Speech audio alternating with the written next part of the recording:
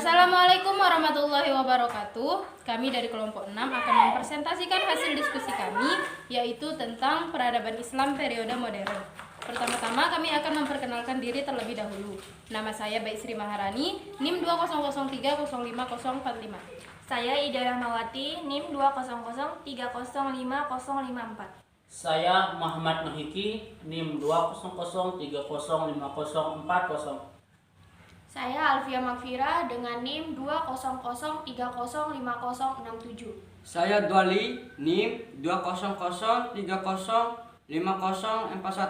Saya Zainuddin, NIM 200305064. Oke, materi pertama akan disampaikan oleh pemateri pertama kita, yaitu Muhammad Nuhiki. Kepadanya dipersilakan. Baiklah, saya sebagai pemateri pertama akan membacakan materi tentang A. Faktor mundurnya peradaban Islam. 1. Kemunduran Daulah Abbasiyah. Dalam perjalanan sejarah Daulah Abbasiyah yang pernah berkuasa di Baghdad selama lebih kurang 6 abad, 750 sampai 1258 Masehi, menjalankan politik terbuka. Artinya, membuka kerjasama dengan berbagai suku ikut serta dalam pemerintahan, terutama yang mempunyai andil dalam mendirikan Daulah Abbasiyah, seperti orang Persia. Pada periode pertama, Daulah Abbasiyah menjalin kerjasama dengan orang-orang Persia. Di antara mereka ada yang diangkat menjadi Perdana Menteri. Pada saat bekerja sama dengan orang Persia, inilah Daulah Abbasiyah mengalami kemajuan yang sangat pesat. Akan tetapi, juga merupakan menjalankan politik tertutup dengan tidak melaksanakan kerjasama dengan orang Syiah dalam pemerintahan. Walaupun mereka mempunyai andil dalam mendirikan Daulah Abbasiyah sama seperti orang Persia, karena orang Syiah merasa dihianati oleh Daulah Abbasiyah dengan tidak memberikan kesempatan kepada mereka berkuasa seperti janji mereka pada waktu melakukan gerakan menumbangkan Daulah Umayyah dulu. Maka orang Syiah mengambil sikap oposisi terhadap Daulah Abbasiyah. Akibatnya, konflik berkepanjangan terjadi antara Daulah Abbasiyah dengan orang Syiah, sehingga orang-orang Syiah ini terus-menerus dikejar-kejar oleh pihak Daulah Abbasiyah dan tidak boleh hidup di wilayah kekuasaan mereka. Baiklah, sekian materi dari saya. Materi selanjutnya akan disampaikan oleh pemateri kedua, yaitu saudari Alfia. Oke, saya sebagai pemateri kedua, Alfia Magfira. 2. Kemunduran Daulah Umayyah Cordova. Peralihan masa kejayaan Daulah Umayyah Spanyol memasuki masa kemunduran terjadi pada masa Khalifah Hajjaj Al-Mansur. Dia adalah pengasuh cucu dari Khalifah Abdurrahman III, 961 sampai 976, anak dari Hakam II. Ketika Hakam II wafat, ia digantikan oleh anaknya Hisam II yang pada saat itu baru berumur 11 tahun. Karena usianya yang masih muda, maka ibunya Permasyuri Khalifah Sultanah Subi berusaha menggunakan pengaruhnya untuk menguasai urusan-urusan kenegaraan. Tetapi Hajjaj Al-Mansur berusaha pula agar dirinya berpengaruh dalam urusan-urusan kenegaraan dan kelak menjadi penguasa negara yang sebenarnya. Langkah pertama yang dilakukan Al-Mansur adalah menguasai tentara dengan cara mereorganisasi tentara. Selama ini, hanya sedikit tentara yang setia kepada Khalifah. Oleh karena itu, Hajjaj Al-Mansur merekrut orang-orang Berber dari Afrika Utara untuk dijadikan tentara pemerintahan. Mereka dapat diharapkan setia kepadanya karena dia orang Berber yang berasal dari Afrika Utara. Dia juga membujuk Hisam II agar sudi mengumumkan suatu ketetapan yang mempercayakan semua urusan negara kepadanya. Sementara sang permasyuri tidak berdaya menghadapinya, maka jadilah dia menjadi penguasa Spanyol yang tidak ada tandingannya. Memakai gelar Al-Mansur Billah. Kesetiaan tentara pun beralih kepadanya walaupun mereka dibiayai negara, tetapi mereka tidak menganggap diri mereka sebagai pelayan-pelayan negara, tetapi pelayan Al-Mansur Hajib.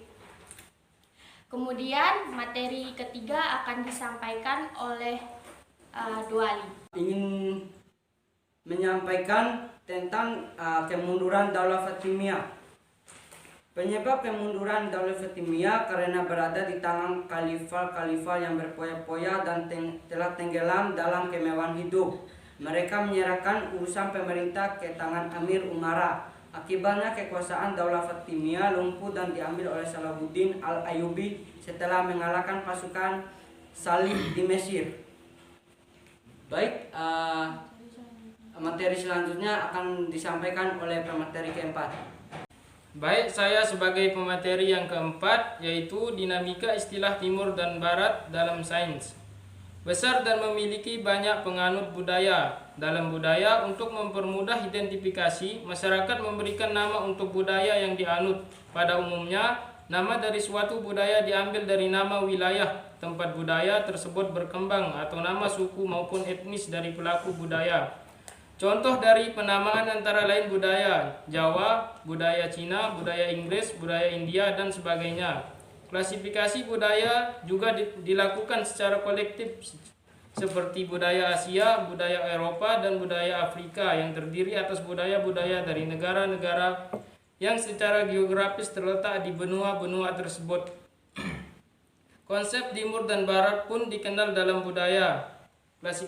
Klasifikasi ini mengacu pada wilayah bagian timur dunia dan barat dunia dengan karakteristik masing-masing yang saling bertolak belakang sehingga terlihat oposisi binar di sini. Istilah Oksidentalisme yang mempresentasikan budaya barat dan Orientalisme yang menggambarkan budaya timur pun muncul yang masing-masingnya memiliki keikhlasan yang kontradiktif, yaitu barat dengan nilai-nilai yang cenderung agung dan kuat, dan timur dengan nilai yang cenderung lemah, seperti dalam konsep budaya timur dan barat.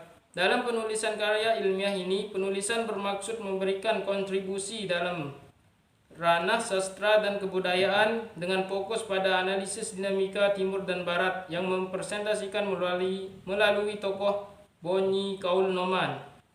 Baiklah, pemateri kelima akan disampaikan oleh Ida Rahmawati. Di sini saya sebagai pemateri kelima akan menyampaikan lanjutan dari materi tentang dinamika istilah timur dan barat dalam sains. Penulis melakukan analisis teks pada novel Salimer the Clown karya Salman Rushdie melalui pendekatan budaya. Konsep timur dan barat dalam paradigma orientalisme dan oksidentalisme saling bertentangan dan umumnya bersaing untuk lebih hebat dari yang lain, dan umumnya barat dianggap lebih hebat dan dominan daripada timur. Penulis berasumsi dalam novel ini stabilitas konsep barat dan timur tergoyahkan oleh tokoh Buni. Baik konsep barat maupun timur merupakan konstruksi yang dibuat oleh barat untuk membuat barat terlihat superior dan untuk membutuhkan timur sebagai pembanding. Sekian dari saya, selanjutnya pemateri ke-6 disampaikan oleh saudari Baik Sri Maharani, dipersilahkan. Saya sebagai pemateri ke-6 akan menyampaikan materi terakhir, yaitu tentang orientalisme dan oksidentalisme. Terminologi orientalisme dipopulerkan melalui analisis Edward Said mengenai proses munculnya terminologi Orient dan bagaimana terminologi itu berlanjut terkonstruksi dalam pemikiran Eropa. Wacana orientalisme lebih banyak dibahas oleh pemikiran Barat.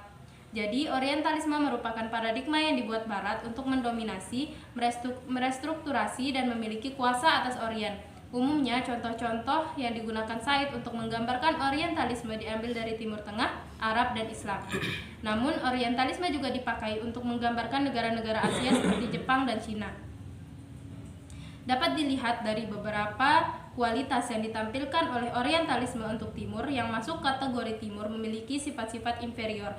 Misalnya keterbelakangan yang berarti tidak maju, kerelaan yang berarti kurang berjuang, maupun tidak rasional. Barat berupaya keras untuk menjadikan Timur sebagai bayangannya, sementara ia sebagai subjek utama memiliki kualitas yang berkebalikan dengan apa yang diberikan kepada Timur. Ada orientalisme, maka ada oksidentalisme. Oksidentalisme diasosiasikan dengan Barat. Dalam pembagian wilayah, asosiasi Barat jatuh kepada negara-negara Eropa dan Amerika. Barat memiliki apa yang tidak dimiliki oleh Timur, sehingga kualitas yang dimiliki Barat bertentangan dengan Timur. Eropa yang menjadi bagian dari Barat diabeli dengan kemajuan, peradaban, hidup yang penuh gairah, kreativitas, dan suka kedamaian. Perbandingan sifat antara Barat dan Timur ternyata saling berkebalikan. Sifat-sifat yang merepresentasikan Barat cenderung superior Dalam tugas akhir ini, konsep Barat dan Timur dianalisis melalui tokoh bunyi kaul noman dengan asumsi tokoh ini dapat menggoyahkan stabilitas kedua konsep dalam paradigma Oksidentalisme dan Orientalisme.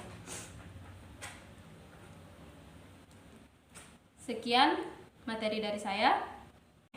Demikian penyampaian materi dari kelompok kami. Kurang lebihnya mohon maaf. Wassalamualaikum warahmatullahi wabarakatuh.